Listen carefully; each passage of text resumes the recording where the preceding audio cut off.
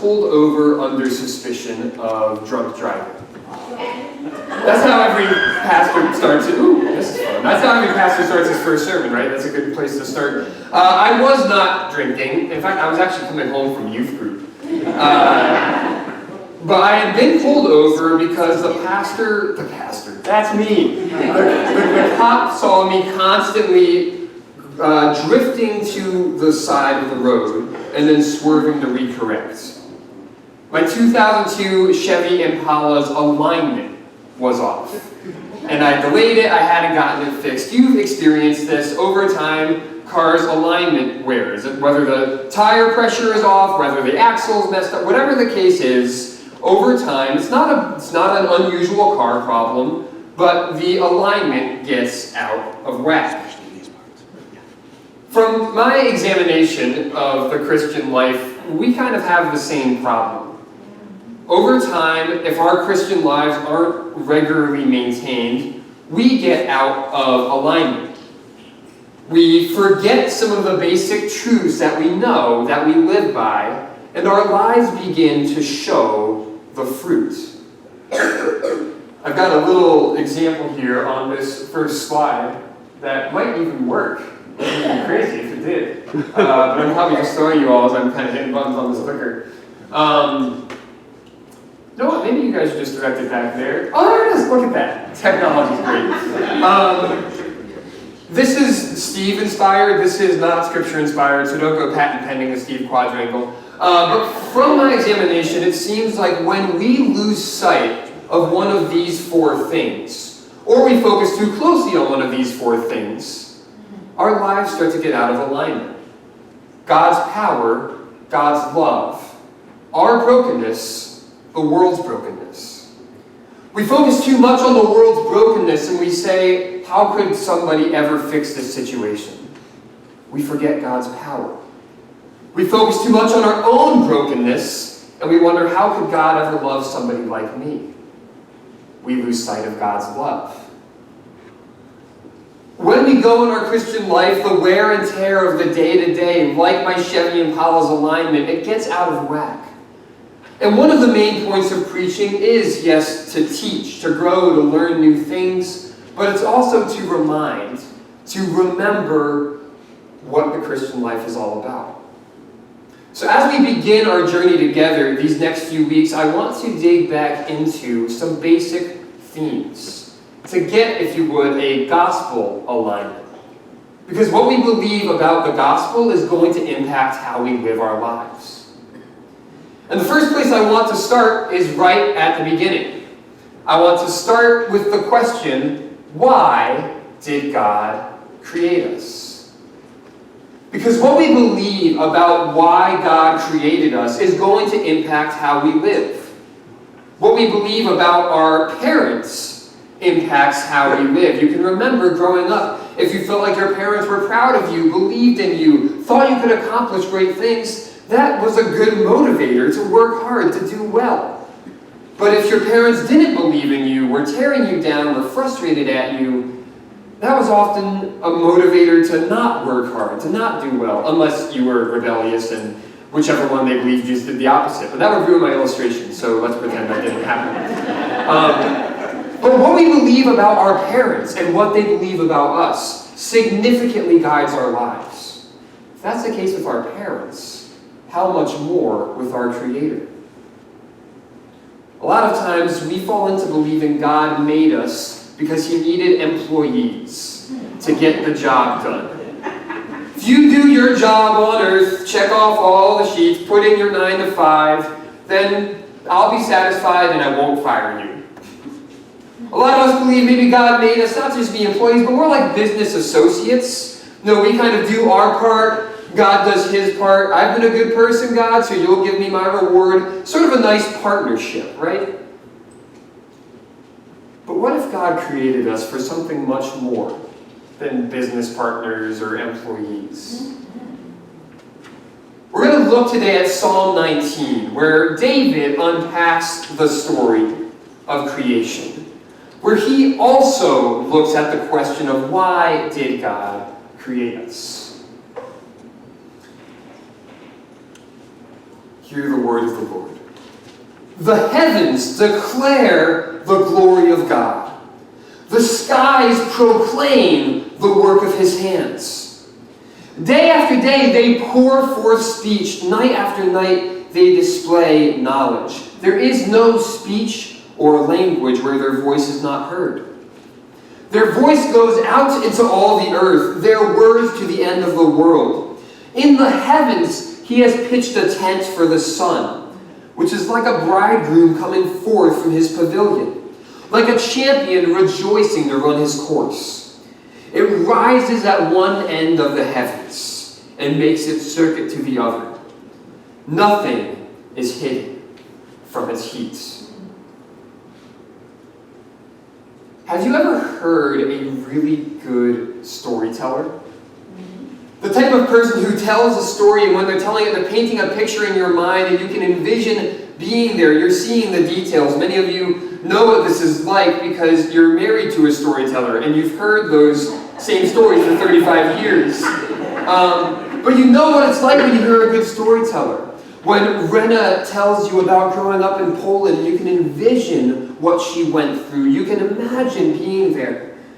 When Derek Graham tells you about the time he convinced his family it was a good idea to hike Mount Colden in winter, and you can feel the RV shaking in the wind, and you can see Sarah looking at him asking, "What in the world were you thinking?" A good storyteller puts you right there with them. We love stories. We're wired for stories. That's why we love books. It's why we love movies. It's why we love reminiscing around a fire. We love stories.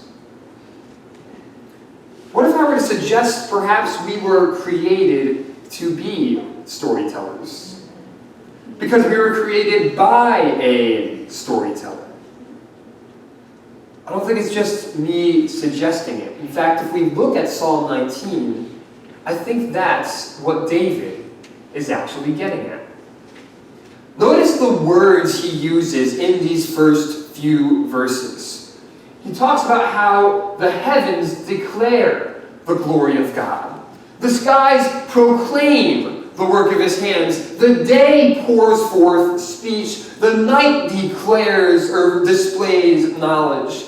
There's no speech or language where their voice isn't heard. All the words he's using are words for telling a story.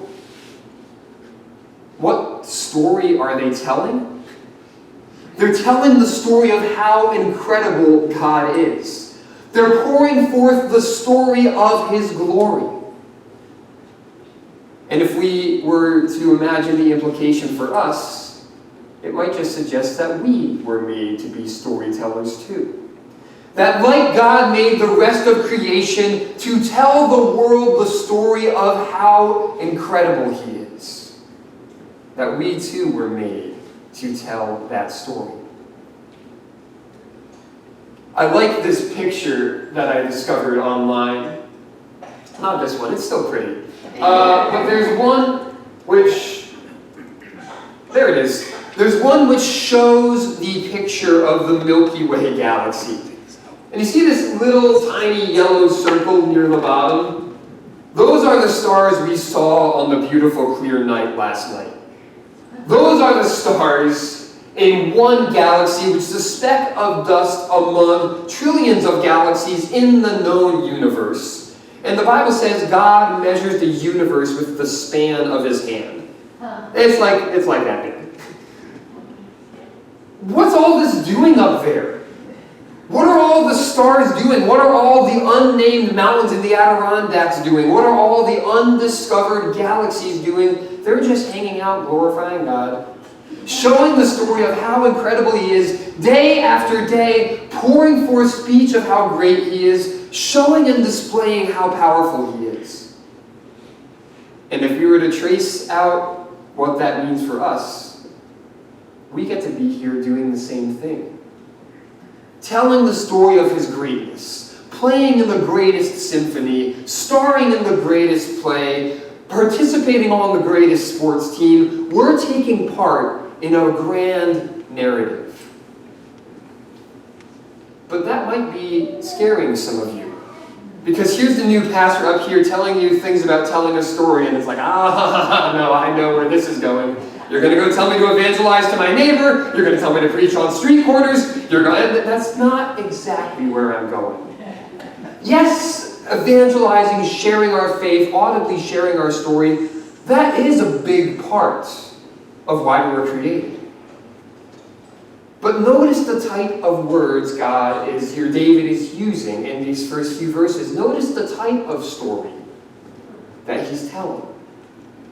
If you look closely at verse 3, if you have your pew Bibles with you, there's a little footnote, a little letter A at the end of the verse, which suggests instead of it reading, there's no speech or language where their voice is not heard, it actually could read, they have no speech.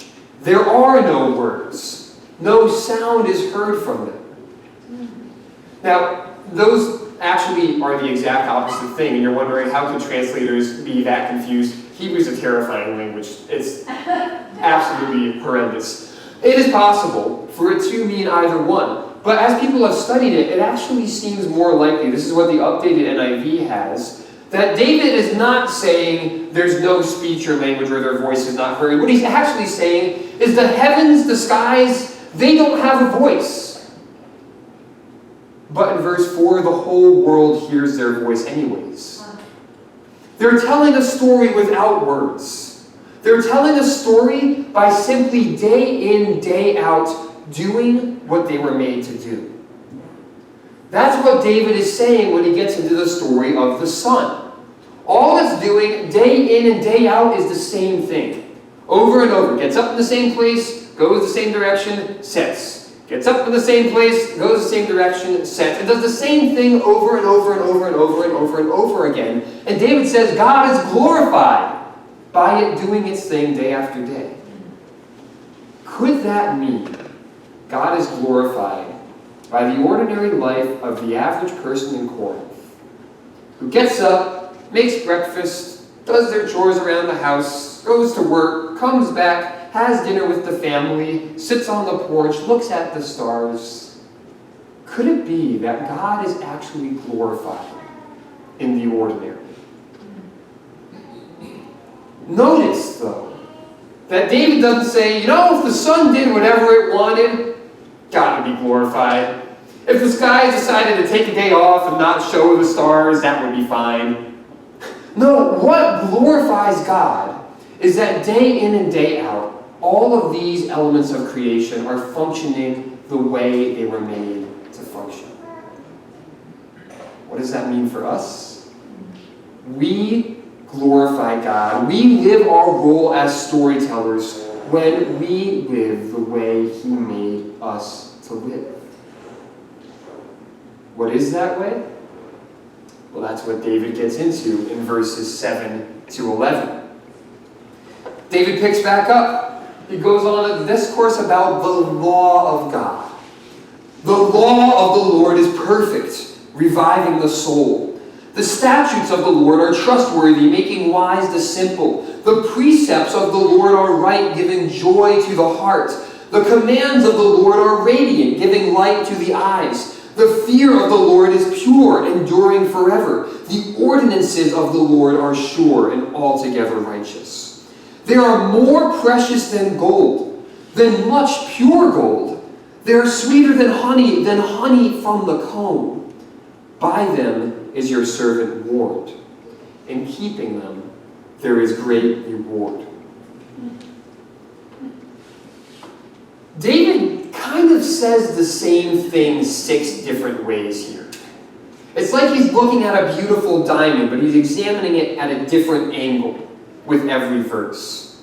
We could look at every different angle, but we'd be here till next Thursday, so we'll just look at a couple of the verses. But if the first 6 verses tell us that we were made to glorify God, these next few verses tell us we were made to be joyful.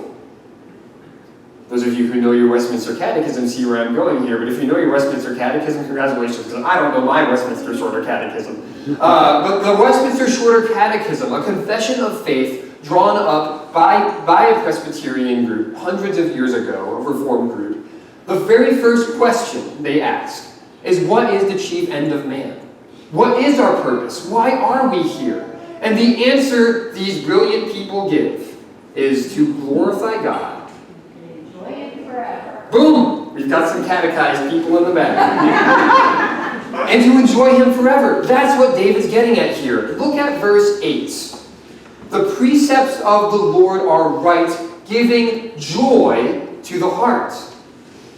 Now, David is not saying that we're business associates here. You do your job and live God's way, and He will give you joy. That's not what he's saying. If you want to be a nerdy seminarian with me for a moment and dive into the Hebrew, there's actually a causative tense in the verb, which basically means it's the law that causes joy. It's not you live God's way, He says good job and gives you blessings. Sure, that can happen. But what David is saying is something different. He's saying you live God's way, that brings you joy. Because when we live the way we were made, we live joyful lives. We're functioning the way we were designed.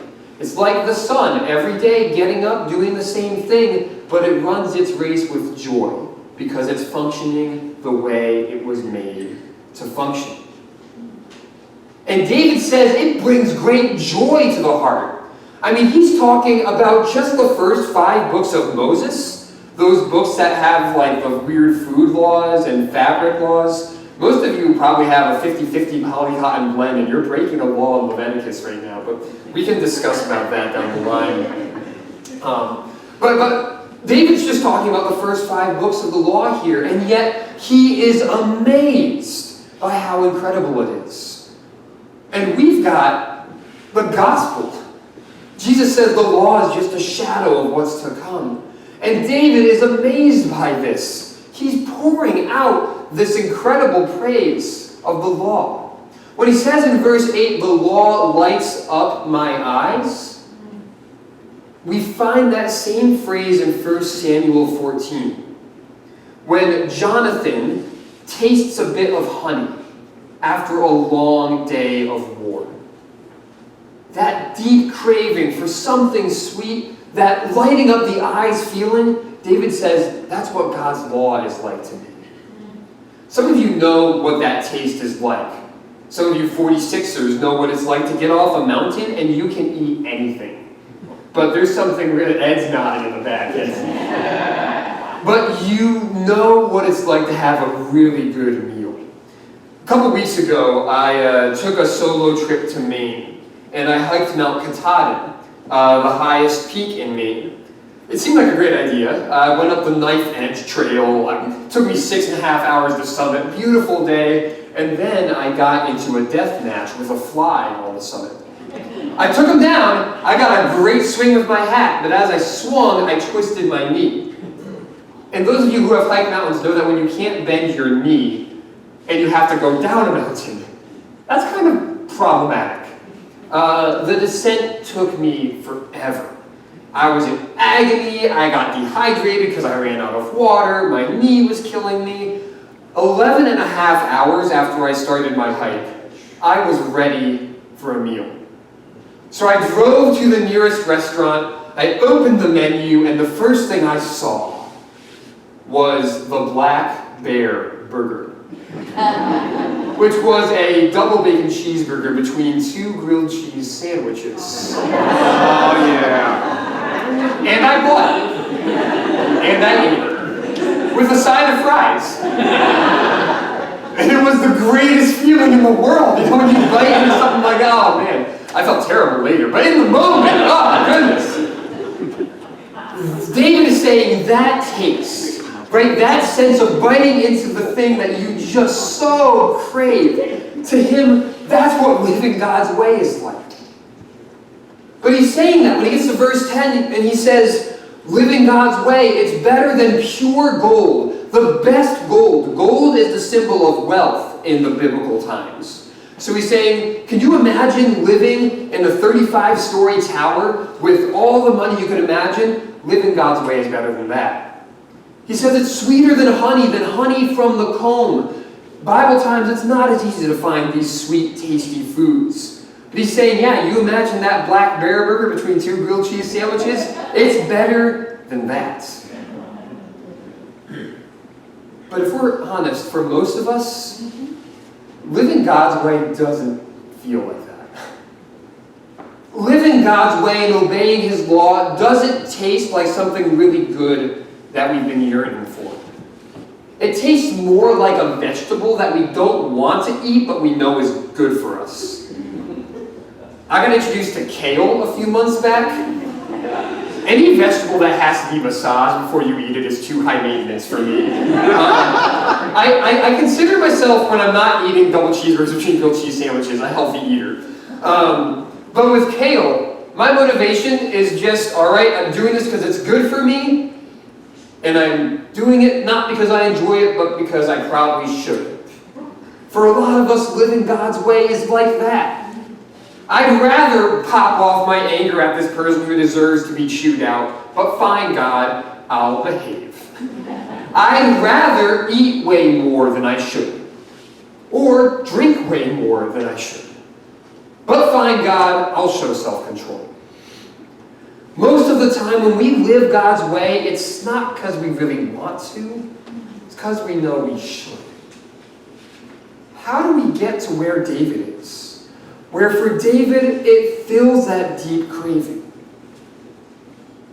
Well, that, I think, is where we get back in a gospel alignment. I've noticed a slide here that might come up, but who knows? I'll just keep poking this in random directions. You can put up the next slide, which, when we're in alignment, Psalm 19, 1-6, God made us to glorify Him, is followed by Psalm 19, 7-11. God made us to enjoy Him. And when we look at that being our root motivation for living, we think, oh, I'd love to live God's way with joy. Again, those of you who have been married for a long time know what that's like. You know what it's like when the root motivation is, oh, I am so in love with you, I would love to mow the lawn. And you also know when the root motivation is, you've been nagging me for 3 weeks that the lawn needs to be mowed. You mow the lawn so much better when the root is a good root. But when you mow the lawn because you have to, it tastes a lot more like kale. The root motivation for why we live God's way is going to affect the fruit of how it plays out in our lives. When the root is we want to glorify and enjoy God, we live His way.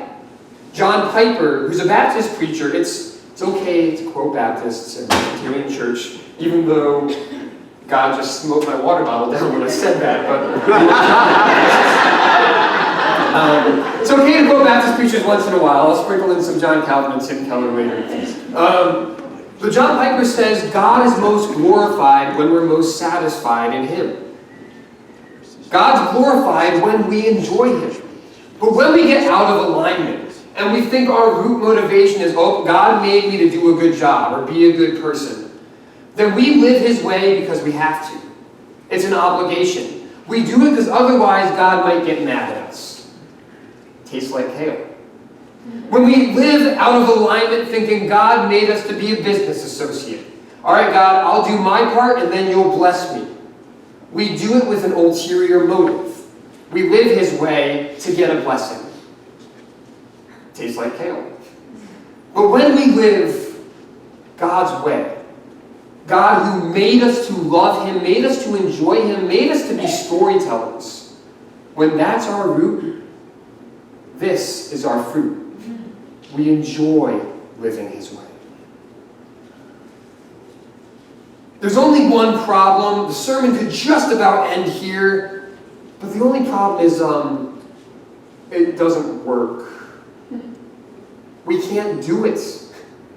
Take a look at verses 12 to 14. David says, after this beautiful picture of living God's way, who can discern his errors? Forgive my hidden faults. Keep your servant also from willful sins. May they not rule over me. Then I'll be blameless, innocent of great transgression.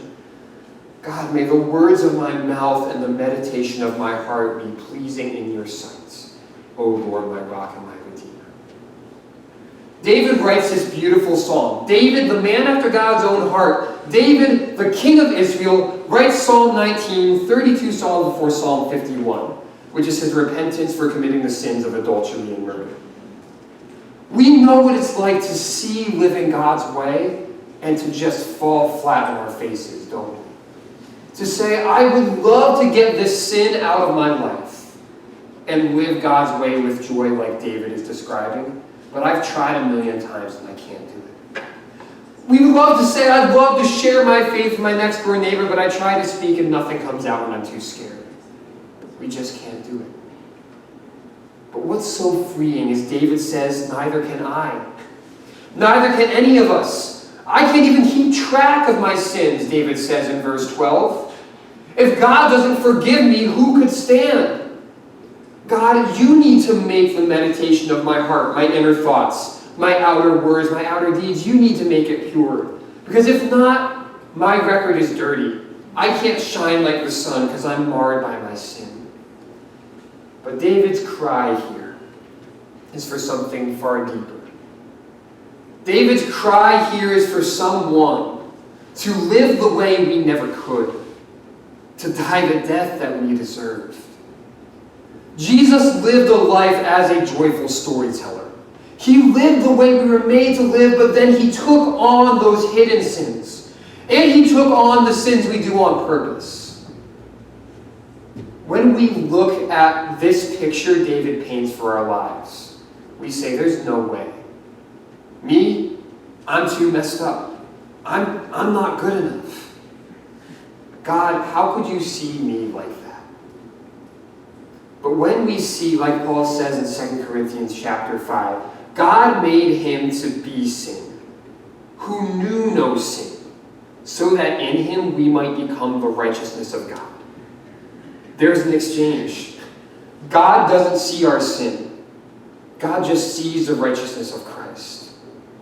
Not only are we forgiven, not only do we get a clean record to start again, but we get the power of his Spirit living in us to start anew every morning. Do you want to live this way? Do you want to live as a storyteller? Do you want to live filled with the joy of God day to day, shining the story of his glory? The good news is we can't do it. The better news is he can through us. What would this week look like if we lived like joyful storytellers? Because that is how we were made to live. Amen. The ushers come on forward to take the offerings.